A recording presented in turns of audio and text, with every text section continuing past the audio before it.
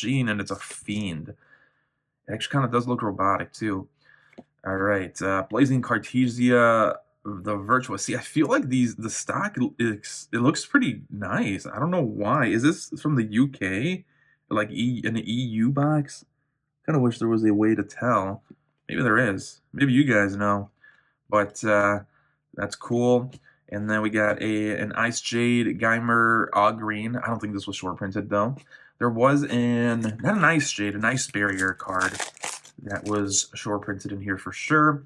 Infernoid, a Sprite Pixies Parax. That's another cool thing. They reprinted some of the vanilla actually, I think that might be the only vanilla fusion in here. But I always like when they throw those high rarity vanilla fusions in here, because I mean, why not? They look cool too. Nice nostalgia pandering as well.